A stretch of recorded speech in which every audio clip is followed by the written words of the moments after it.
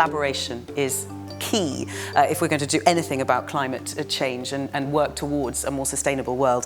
Now that is why Zurich have convened this group of people to discuss some of the big issues. They are from across the world, from across different sectors, and even from across different demographic groups. The amount of global warming we have generated through greenhouse gases are equivalent to 600,000 Hiroshima-class atomic bombs exploding, take a guess, every day.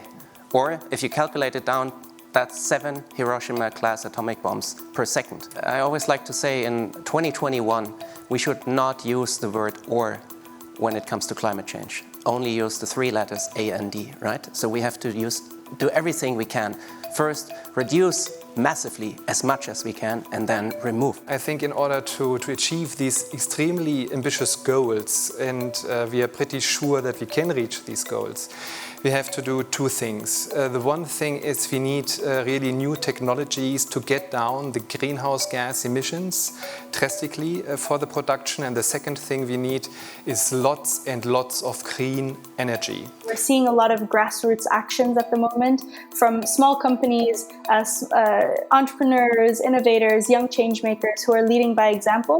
But I really think that the responsibility in terms of creating that systemic change comes from businesses and government both. And what we need is every single player in this economy to step up to the fact that improving efficiency and sustainability are the new versions of improving exploitation and growth.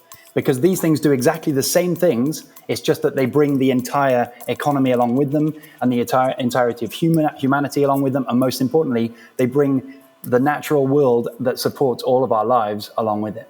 We have a number of tools at our disposal, both in the investment side of our balance sheet as well as the insurance side, where we work with organisations to help them with products and services.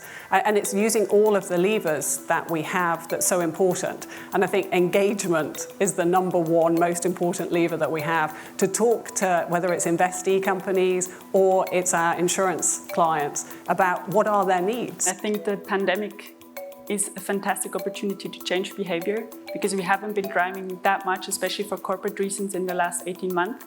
And I think we're at the tipping point where we can change behavior, especially in company settings.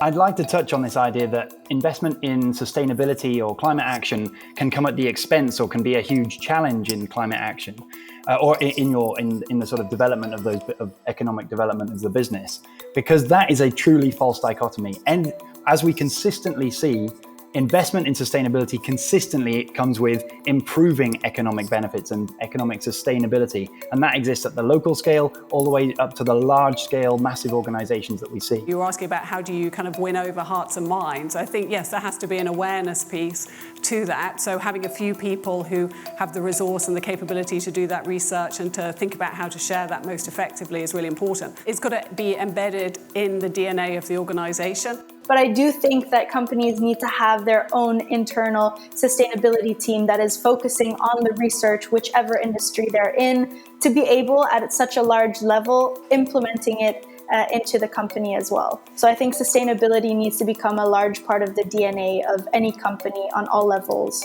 I think it helps if you have the right tone from the top here.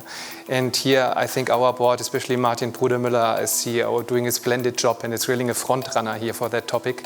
And I think this helps a lot to bring this in the whole organization as the most important topic for the company. What we try to do is, in every department, be it operations, a mechanic fixing a bike, or in the software development, that we always remember them why we're doing what we're doing and what the higher goal is of what we're doing. And it's actually not just mobility, it's really enabling companies to become drivers of decarbonization. And I think just to remember them of that and kind of grow the movement within. Today we're producing 100 million cars per year for less than $10 per kilogram of car, right? If we use that production capacity for good, like to produce, for example, CO2 removal machines, they sort of look the same way as cars, like boxes, same size, same weight. We would be installing a 5 gigaton removal capacity year on year, right? So, and that really makes me confident and optimistic that this problem indeed can be solved. Every sort of little action that can bring optimism then brings more action that can propagate more with more optimism and more action. And that's the kind of process we need to build across every single sector of society. There are many, many companies, great companies like the ones who are represented here today, who absolutely get this, that this is the only future that's actually going to work for us as humanity on this planet.